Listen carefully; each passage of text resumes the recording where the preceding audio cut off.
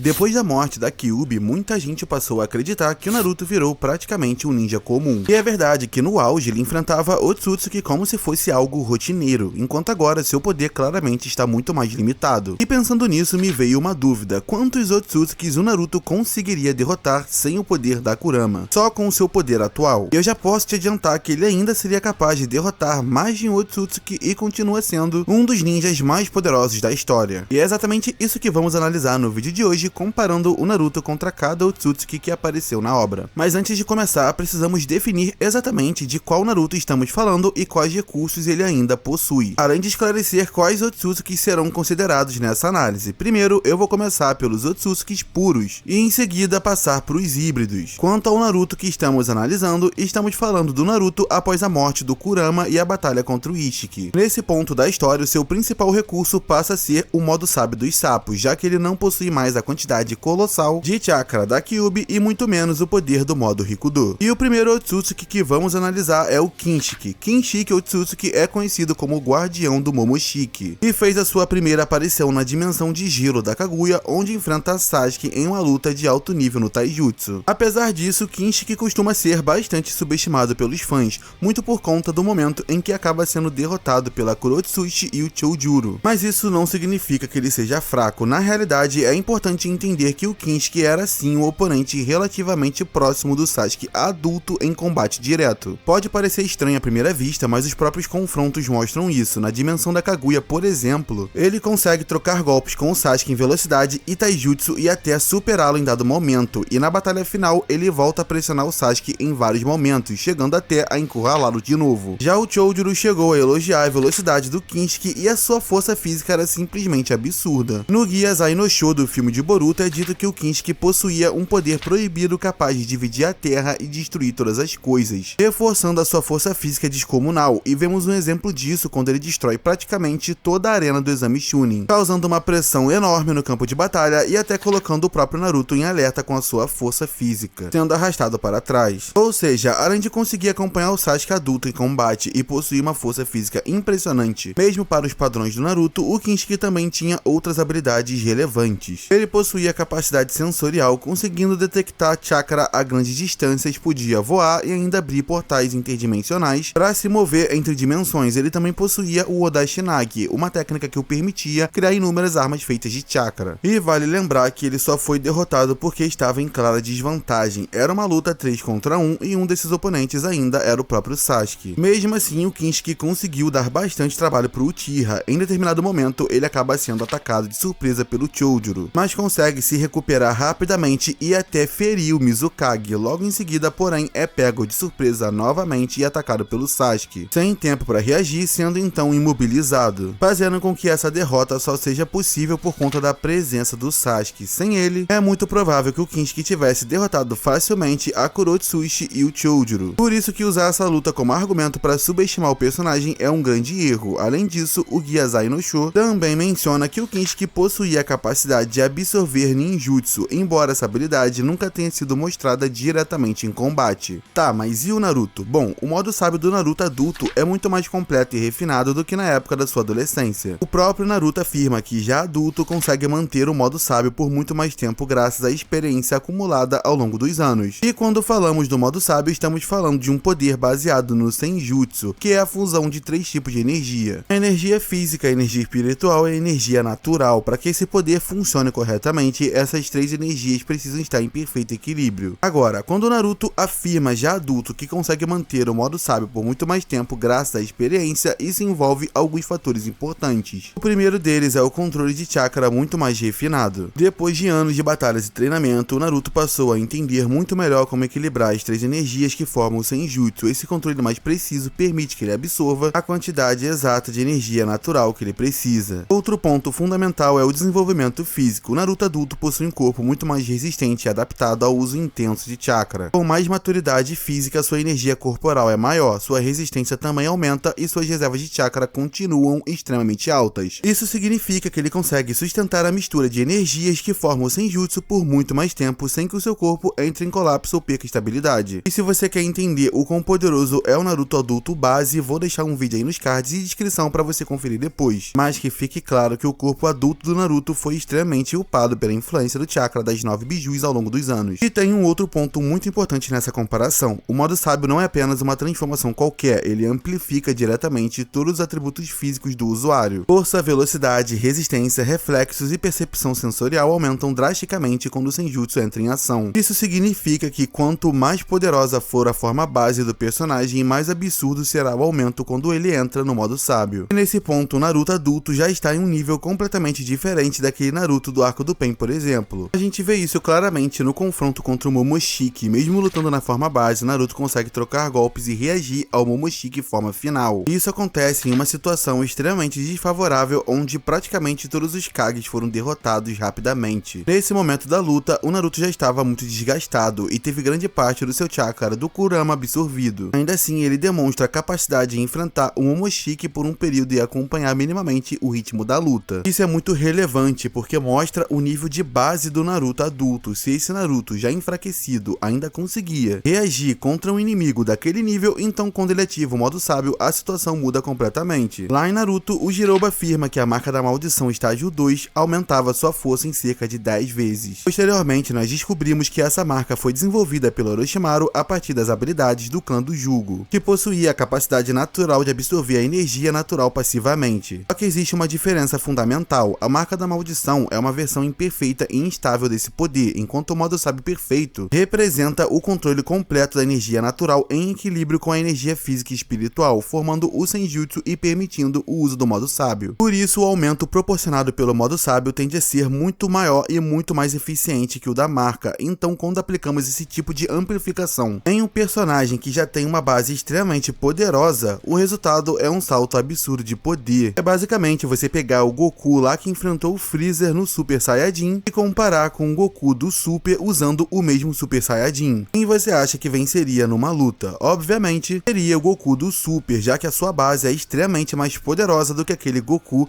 lá que enfrentou o Freezer pela primeira vez. Isso significa que o Naruto, utilizando o modo sábio atualmente, está operando em um nível de poder ainda muito superior a essa versão enfraquecida que vimos naquela luta contra o Momoshiki. Isso torna o cenário contra o Kinshiki muito mais favorável para ele. Então, analisando tudo isso, podemos chegar a uma conclusão bem clara: o Naruto adulto em modo sábio é superior ao Kinshiki em velocidade. Vale lembrar que o Sasuke teve certo trabalho enfrentando o Kinshiki, mas esse ponto precisa de contexto. Primeiro, porque o próprio Naruto já demonstrou conseguir equilibrar combate com um inimigo ainda mais poderoso, que é o Momoshiki fundido. Ah, mas o Sasuke acompanhava o Naruto modo Kurama em velocidade. Sim, mas isso só foi possível usando o reforço do Raiton, aumentando seus reflexos e velocidade corporal. Ou seja, usar o desempenho do Sasuke nessa luta contra o Momoshiki como contra-argumento direto ignora completamente essa dinâmica de escalonamento entre os personagens. E se falarmos de formas de finalização, o Naruto teria várias opções. Um exemplo simples seria aproveitar a vantagem de velocidade para aplicar um combo rápido seguido de um Chodama Rasengan, capaz de obliterar o grandalhão. Vale lembrar que até mesmo quando estava quase sem chakra ainda em base, o Naruto conseguiu criar um Rasengan gigantesco pro Boruto finalizar o Momoshiki forma final. E mesmo sem o chakra da Kurama, o Naruto ainda poderia utilizar técnicas desse tipo, afinal o Chodama Rasengan não depende da Kurama, já que personagens como Jiraiya e Kashinkoji também utilizaram essa técnica enquanto estavam no modo sábio. E o terceiro Databook deixa bem claro que é o Senjutsu que é usado para ampliar a forma do Rasengan. Além disso, Kinshiki também não teria uma resposta clara para o Kumite dos Sapos, o estilo de Taijutsu que utiliza a extensão invisível da energia natural para atingir um oponente mesmo sem contato direto. Isso por si só já cria uma enorme vantagem em combate corpo a corpo. E claro que ainda existe uma técnica extremamente perigosa que eu acho que nem seria necessário Naruto usar, que é o Senpou Chodama Rasen Tarengan, onde o Naruto cria vários clones e dispara múltiplos Chodama Rasengan ao mesmo tempo. Essa técnica já foi poderosa o suficiente para derrubar até o Kurama quando o Naruto utilizou apenas o modo sábio no passado. No fim das contas, olhando para velocidade, poder destrutivo, variedade de técnicas e vantagens no Senjutsu, a conclusão é bem direta. O Kinshiki simplesmente não teria muitas respostas para esse nível de pressão em combate, mas relaxa, porque agora a gente vai acelerar um pouco mais a análise. Eu precisava primeiro estabelecer bem as bases dessa versão do Naruto para que elas sirvam de referência ao longo do resto do vídeo. A partir daqui, a comparação fica ainda mais interessante. Agora vamos analisar o Urashiki Otsutsuki. Ele é um caso bem peculiar dentro da obra, porque talvez seja o Otsutsuki mais inconsistente de toda a série. Apesar de possuir diversas habilidades extremamente interessantes e até perigosas, o nível de poder que ele demonstra em combate muitas vezes não parece corresponder ao que suas técnicas sugerem. O Urashiki possui 2 pares de Rinnegan e pode alternar entre eles livremente. Cada par concede um conjunto diferente de habilidades, o que torna seu estilo de luta bastante versátil. Com o Rinnegan vermelho de Seishi Tomoe, por exemplo, ele era capaz de utilizar o Eomotsu Hirazaka, a mesma técnica usada pela Kaguya, para abrir fendas no espaço-tempo e viajar entre dimensões instantaneamente. Essa habilidade permite que ele crie portais para se mover pelo campo de batalha, escapar de ataques ou até surpreender o oponente, surgindo em outro ponto do espaço. Já com o Rinnegan azul, o Urashiki demonstrou habilidades ainda mais peculiares. Uma delas é a capacidade de voltar alguns segundos no tempo, essencialmente reiniciando o momento imediatamente anterior a um ataque adversário. Além disso, esse mesmo Rinnegan azul também permite que ele utilize uma espécie de substituição com origamis, que ele usa para evitar ataques. Além disso, ele também possui o Byakugan, o que já lhe concede uma enorme vantagem em combate, permitindo enxergar o fluxo de chakra do oponente e ter praticamente visão de 360 graus no campo de batalha. Mas uma das habilidades mais curiosas do Urashiki é justamente a que envolve a sua vara de pescar de chakra. Com essa arma, ele é capaz de extrair o chakra dos seus adversários diretamente do corpo deles. Esse chakra então é armazenado em pequenos recipientes que ele carrega consigo. O ponto realmente perigoso dessa habilidade é que, ao possuir o chakra de alguém, o Urashiki também consegue replicar técnicas que pertenciam ao dono original daquele chakra. Em outras palavras, ele pode temporariamente acessar o mesmo tipo de poder ou habilidade que aquele ninja seria capaz de utilizar. No papel, esse conjunto de habilidades faz do Urashiki um oponente extremamente perigoso. Por isso que, conceitualmente, ele deveria ser um dos Otsutsukis mais difíceis de lidar dentro de Boruto, mas não foi o que aconteceu na prática. Se olharmos para sua forma base, já aparecem vários problemas de consistência no nível de poder dele. Apesar do Urashiki ter alguns feitos interessantes, como pressionar e até superar alguns Kages e até de conseguir ferir o Sasuke em determinado momento, o desempenho geral dele acaba sendo bem questionável. Um exemplo claro disso acontece no arco de viagem do tempo de Boruto. Durante esses eventos, o Urashiki chega ao ponto de quase ser derrotado pelo Jiraiya sem o modo sábio e pelo Naruto ainda criança, o Naruto do clássico. Inclusive, ele chega a ser ferido por um Rasengan comum, algo que teoricamente não deveria representar grande perigo para um membro do clã Otsutsuki. E além disso, ele foi praticamente derrotado por esse Rasengan do Naruto, sendo forçado a evoluir para sua forma final. É verdade que ele também conseguiu atingir o Sasuke em determinado momento, mas existe um contexto que precisa ser considerado. Depois, mesmo extremamente desgastado e com pouco chakra, o Sasuke retorna ao campo de batalha e o Urashiki simplesmente decide fugir, o que já demonstra que ele não estava tão confortável assim naquela situação. E quando os personagens retornam ao passado, a situação do Sasuke fica ainda mais complicada. Para evitar confusões na linha do tempo, ele não utiliza o Rinnegan, ficando extremamente limitado durante boa parte do arco. Mesmo assim, o desempenho do Urashiki continua sendo bastante inconsistente. Por isso, quando analisamos friamente o nível de poder demonstrado por essa versão base do Urashiki, a conclusão é bem direta. Ele nem de longe está no mesmo patamar de um Naruto adulto, principalmente com o modo sábio. O que nos leva para a forma final do Urashiki, quando ele consome os próprios olhos para evoluir. É aqui que as coisas ficam um pouco mais interessantes, porque essa versão demonstra um poder ofensivo maior e passa a utilizar técnicas mais destrutivas, como o Rei Dragão, o jutsu final que ele lança contra o Rasengan combinado do Boruto e do Naruto criança. E vale fazer uma rápida observação importante aqui. Muita gente costuma diminuir o Urashiki porque ele acabou sendo derrotado por um Rasengan feito pelo Boruto e pelo Naruto do clássico. Obviamente que ele estava encontrando muitas dificuldades para conseguir derrotar e superar aquele Rasengan. Porém, é importante ressaltar que ele foi atrapalhado por um Rasengan do Jiraiya e um Kirin do Sasuke. Mesmo assim, aquele Super Rasengan combinado estava conseguindo fazer frente ao Urashiki nessa forma final. Estamos falando de um Rasengan alimentado apenas pelo chakra do Boruto e do Naruto criança, utilizando o chakra de uma cauda da Kyuubi, algo que é absurdamente mais fraco do que o Rasengan que vimos o Naruto adulto produzir, mesmo estando quase sem chakra, contra o Momoshiki forma final, que é muito mais poderoso que o Urashiki. Agora imagina essa diferença de escala. Aquele Naruto adulto estava extremamente desgastado, com grande parte do chakra drenado, e ainda assim conseguiu gerar um Rasengan gigantesco. Se colocarmos esse mesmo Naruto em plenas condições e ainda por cima utilizando o modo sábio, que amplifica drasticamente os seus atributos e o poder de suas técnicas, a diferença de poder se torna gigantesca. Nesse cenário não existe comparação real com o Urashiki. Outro detalhe importante é que na luta final contra ele, tanto o Jiraiya quanto o Sasuke não estavam lutando em suas capacidades máximas. Jiraiya não usou o modo sábio em nenhum momento e o Sasuke evitou usar o Rinnegan, o que significa que o Urashiki nunca chegou a enfrentar versões completas desses personagens, e ainda teve dificuldade. Para você ter uma noção, durante a batalha final, até o Jiraiya em base sem modo sábio conseguiu acertar o Urashiki com um Rasengan comum, e o próprio Urashiki admite que o golpe realmente doeu, e ele não fala isso isso em tom de deboche da técnica, pelo contrário, ele chega a comentar que insetos como eles conseguiam fazer coisas interessantes. Ou seja, se um Rasengan comum de um Jiraiya sem modo sábio já foi capaz de feri-lo e causar dor, então imaginar o impacto de técnicas muito mais poderosas vindos de um Naruto adulto utilizando Senjutsu torna a conclusão bastante clara. O Urashiki simplesmente não teria durabilidade suficiente para lidar com esse nível de ataque. Mesmo com as habilidades do Urashiki como manipulação temporal e portais dimensionais, mesmo que a luta complicasse um pouco, o Naruto ainda teria poder de fogo mais do que suficiente para esmagá-lo completamente. Seja com um Choodama Rasengan, um Choodama Rasen Tarengan, um Rasen Shuriken ou até um Odama Rasen Shuriken. Naruto poderia usar clones para pressionar e distrair o Urashiki até encontrar a abertura para finalizá-lo. E até o Jiraiya modo base conseguiu surpreender o Urashiki em velocidade, quem dirá esse Naruto. O golpe mais poderoso do Urashiki poderia muito bem ser neutralizado ou confrontado diretamente por qualquer uma das versões massivas do Rasengan do Naruto potencializadas pelo Senjutsu. No fim das contas, eu até gosto do personagem do Urashiki. Eu sei que ele tem seus fãs e que suas habilidades são bem interessantes no papel, e na minha tier list dos melhores Otsutsukis da obra eu até coloquei ele numa posição bem legal. Mas olhando para os feitos que ele realmente apresentou na história, fica a sensação de que a série não soube escalar muito bem o nível de poder dele. Ou talvez essa nem fosse a intenção desde o início. De qualquer forma, a vitória do Naruto. Até aqui, o Naruto está levando vantagem, mas vamos ver como ele sairia contra o próximo oponente, que é o Momoshiki em sua forma base. Essa versão do Momoshiki tinha um estilo de luta bem específico. Ele evitava confrontos diretos no corpo a corpo e preferia se apoiar na absorção de ninjutsu, devolvendo essas técnicas amplificadas através de sua habilidade secreta, o Takami Musubi no Kami. Isso poderia se tornar um problema para o Naruto caso ele demorasse para perceber que não poderia depender de ninjutsu nessa luta. Afinal, o Momoshiki poderia absorver algo como um Rasen Shuriken e devolvê-lo com um poder ainda maior. O que complica um pouco a situação é que, apesar do Naruto não ser burro, ele às vezes pode ser um pouco desligado em combate. No próprio arco do Momoshiki, por exemplo, ele chega a tentar usar ninjutsu mesmo sabendo que não deveria, sendo repreendido pelo Boruto por isso. Muita gente também acaba subestimando essa versão do Momoshiki, afirmando coisas como ele ter fugido do Darui, o que na verdade não aconteceu. Inclusive eu explico esse ponto com mais detalhes nesse vídeo aqui. Mas o fato é que esse Momoshiki foi construído narrativamente como um paralelo ao próprio Boruto. Ambos representavam personagens que buscam o poder por meio de atalhos. Boruto, por exemplo, utilizava a ferramenta científica ninja para trapacear, enquanto Momoshiki recorria às pílulas de Sinabrio para aumentar o seu poder. É justamente por isso que o Naruto critica o Momoshiki, fazendo o Boruto se sentir envergonhado. Por causa dessa mentalidade, Momoshiki demonstra certo desprezo pela forma tradicional de treinar e evoluir como ninja. Ele prefere simplesmente absorver poder e deixar que o Kinshiki faça o trabalho mais pesado em combate direto. Mas então, como essa luta contra o Naruto se desenrolaria? Bom, sem querer ser repetitivo, sabemos que pelo menos fisicamente esse Naruto ainda consegue escalar com o Momoshiki base e até superá-lo. Afinal, a forma final do Momoshiki teve dificuldades contra o Naruto já bastante desgastado. Sendo assim, é razoável imaginar que contra a versão base o Naruto também seria capaz de acompanhar o combate sem grandes problemas com o modo sábio, já que ele estaria muito mais forte e em plenas condições se considerar aquela versão base que enfrentou o Momoshiki forma final. O grande trunfo do Momoshiki, porém, é a absorção de ninjutsu, como a habilidade Takami Musubi no Kami funciona justamente absorvendo técnicas e devolvendo esse poder amplificado. Ataques físicos diretos continuam sendo uma ameaça real para ele. Isso naturalmente forçaria o Naruto a priorizar o combate corpo a corpo. E nós já vimos que o Momoshiki não lida tão bem com esse tipo de pressão. Quando foi confrontado dessa forma, ele acabou recuando e decidiu absorver o Kinshiki para alcançar sua forma final. É claro que dá para argumentar que naquele momento ele estava cercado por vários ninjas, o que é um ponto válido. Mas, em um cenário onde o Naruto evita usar ninjutsu, o Momoshiki também não teria tantas opções ofensivas. Na arena do Exame Chunin, por exemplo, o Momoshiki até consegue pegar o Naruto de surpresa, provavelmente ocultando a sua assinatura de chakra, algo que os Otsutsuki são capazes de fazer. E quando o Naruto tenta atacá-lo, o Momoshiki desvia, mas fica claro que naquele momento o Naruto estava muito mais focado em resgatar o Boruto e sair dali. Nesse cenário, o confronto acabaria se resumindo ao Naruto partindo pro Taijutsu contra o Momoshiki. Mesmo sem o Kurama, o Naruto ainda possui o modo sábio, o que aumenta drasticamente os seus atributos e sua percepção. E considerando um cenário hipotético de luta onde o Momoshiki não poderia simplesmente fugir, por mais que ele conseguisse resistir por algum tempo, eventualmente acabaria sendo finalizado. Eu sei que o Momoshiki base é frequentemente subestimado, mas alguns pontos precisam ser levados em consideração. Primeiro, aquele enorme poder destrutivo que ele demonstrou durante o Exame Chunin na sua forma base era resultado de jutsus que ele já tinha absorvido anteriormente. Em um cenário de confronto direto como esse, ele começaria basicamente zerado e só conseguiria aumentar o seu poder caso Naruto utilizasse ninjutsu. E mesmo que o Naruto cometesse esse erro e fosse contra-atacado, ainda estamos falando de um personagem com feitos de durabilidade e resistência absurdos. Um exemplo claro é quando ele resiste por bastante tempo à extração do chakra da Kurama, além de suportar vários golpes do Momoshiki fundido. Outro ponto importante é que essa análise precisa ser feita com base nos feitos mostrados nas mídias principais, ou seja, anime e mangá. A novel até traz alguns detalhes adicionais, mas as duas obras principais retratam o Momoshiki de maneira mais consistente e que é tratado de forma mais recorrente como sua versão definitiva. No fim das contas, seria uma luta difícil e muito dependente da capacidade do Naruto perceber rapidamente o truque da absorção de ninjutsu. Na maioria dos cenários, o Naruto provavelmente sairia vencedor, mas se ele cometesse o erro de depender demais de ninjutsus no início contra o Momoshiki ou usasse sem pensar, a luta poderia acabar num piscar de olhos e aí sim o Momoshiki teria chances reais de vencer, devolvendo os jutsus absorvidos de forma muito mais poderosa, ou então se o Momoshiki já começasse com os jutsus já absorvidos, aí sim provavelmente o Naruto teria grandes chances de ser derrotado. No fim, eu ainda dou a vitória pro Naruto, e o principal motivo é justamente um dos pontos que eu já repeti várias vezes ao longo desse vídeo. Se um Naruto extremamente enfraquecido conseguiu reagir e até trocar golpes com o Momoshiki final, então um Naruto saudável, utilizando o modo sábio, tem plenas condições de superar completamente o Momoshiki base. E aí seria fichinha para ele finalizar o Momoshiki no Taijutsu e acabar com ele com um dos seus Rasengans massivos sem dar chance para ele absorver. Obviamente que, como eu comentei, tem chances tanto do Naruto ganhar quanto do Momoshiki ganhar, mas o importante é que essa luta ela é bem aberta e o Naruto tem chances reais de vencer, dependendo da estratégia utilizada. Também é importante fazer um esclarecimento aqui: quando o Momoshiki se aposta no corpo do Boruto, surgindo a forma Borushiki, ele passa a ter acesso às técnicas do próprio Boruto. Isso torna ele ainda mais perigoso, porque ele deixa de depender exclusivamente de absorção de ninjutsu para lançar ataques massivos. Então, antes que alguém use isso como argumento, estamos falando do Momoshiki base. Agora estamos entrando em um terreno mais espinhoso, porque esse Naruto já está chegando no seu limite. Falando da forma final do Momoshiki, simplesmente seria impossível para o Naruto sem Kurama e sem o modo Rikudo. Para derrotá-lo, foi preciso a combinação do Naruto em modo Kurama e modo Rikudo junto do Sasuke. Nessa versão, o Naruto em modo sábio não tem poder de fogo, velocidade, resistência ou qualquer outro atributo suficiente para enfrentar e vencer o Momoshiki forma final sozinho, portanto a derrota é inevitável. Momoshiki poderia facilmente superar o Naruto usando técnicas como o Inukai Takeru no Mikoto, o Saruya e inúmeras outras habilidades de sua forma final. Mesmo que o Naruto base tenha conseguido reagir a esse Momoshiki, ele não conseguiria manter por muito tempo, tanto que ele teve que logo evoluir para o modo Kurama. Conclusão: vitória do Momoshiki em sua forma final sem discussão. Chegando nos dois últimos Otsutsuki de Elite, temos Ishiki e Kaguya, e aqui está o limite do Naruto total. Naruto adulto sem Kurama e usando apenas o modo sábio não teria poder suficiente para derrotar o Ishiki. Mesmo Naruto e Sasuke juntos, em seus níveis máximos, tiveram enorme dificuldade contra ele e foram completamente dominados, precisando recorrer ao modo Baryon e ainda assim quase perderam. Contra Kaguya, a situação é ainda pior, já que ela é uma das entidades mais poderosas do verso. Assim, nesse cenário, o Naruto acabaria sendo derrotado tanto pelo Ishiki quanto pela Kaguya, entrando no campo dos híbridos e descendentes como Hagoromo, Indra e Ashura. Hagoromo está no nível muito acima, sendo um dos personagens mais poderosos da obra, o que já colocaria o Naruto em grande desvantagem. Indra e Ashura também possuem poderes enormes, praticamente semideuses, herdando diretamente o chakra do sábio dos 6 caminhos e manifestando avatares gigantes de chakra. Sem a Kurama, Naruto perde grande parte do seu poder bruto e não teria meios para enfrentar estruturas desse nível. Assim, em um combate prolongado, ele acabaria sendo superado e derrotado por eles facilmente. E o mesmo vale para o Hamura. Apesar de existirem poucas informações canônicas sobre o seu estilo de luta, ele herdou diretamente o chakra da Kaguya, que é a base do poder dos 6 caminhos. Além disso, ele possuía Gudodama, Byakugan e posteriormente o Tenseigan, o que demonstra um nível extremamente elevado de poder. Por esses fatores, ele é retratado como alguém quase do mesmo nível do Hagoromo jovem. Nesse cenário, Naruto apenas com modo sábio também não teria chances reais de vitória. Agora chegamos no Toneri. Eu deixei ele pro final propositalmente porque a princípio pode levantar dúvidas se o Naruto teria chances, mas a verdade é que aqui nosso Narutinho também teria sérios problemas. Toneri só foi derrotado pelo Naruto em modo Kurama combinado com modo sábio no auge dos seus 19 anos e mesmo assim ofereceu resistência, escalando diretamente com o Naruto auge apresentado em The Last. Embora esse Naruto em modo sábio ainda consiga reagir a talvez alguns ataques do Toneri, isso não seria o suficiente. Toneri possui um nível de capacidade destrutiva narrativa e potencial de finalização muito superior nesse contexto. Ele foi capaz de cortar a lua e com o modo chakra do Tenseigan demonstrou velocidade, força e resistência comparáveis ao Naruto modo Kurama com modo sábio. Além disso, seus golpes eram defendidos pelas esferas de chakra, chamadas na novel de chakra no Jutsu, que formam, por exemplo, um domo de proteção capaz de bloquear Razengans. Toneri possui um grande aumento de poder, controle gravitacional, ataques de escala massiva, defesa extremamente elevada, capacidade de cortar a lua e um chakra muito acima do padrão humano. Dentro desses parâmetros, esse Naruto não teria condições de vitória. Vale lembrar que Naruto precisou concentrar uma parcela significativa do seu poder em um único golpe decisivo para derrotar o Toneri, e ainda contando com o chakra da Kurama. Essa diferença de escala por si só já demonstra o abismo entre as versões. É importante ressaltar que nessa análise eu não considerei o Boruto e o Kawaki, apenas Otsutsukis nascidos puros e híbridos. Enfim, esse foi o vídeo. O objetivo de analisar essa versão específica do Naruto é justamente aumentar o nível de dificuldade dos confrontos e avaliar até onde o Naruto atual consegue chegar, além de reforçar o quão poderoso ele ainda é dentro da escala do verso. Se você gostou, deixe seu like e a sua inscrição e também comente o que você achou do vídeo e sugestões de próximos temas. Dá essa força aí porque esse tipo de vídeo dá um trabalhão de fazer. É isso, até a próxima, falou!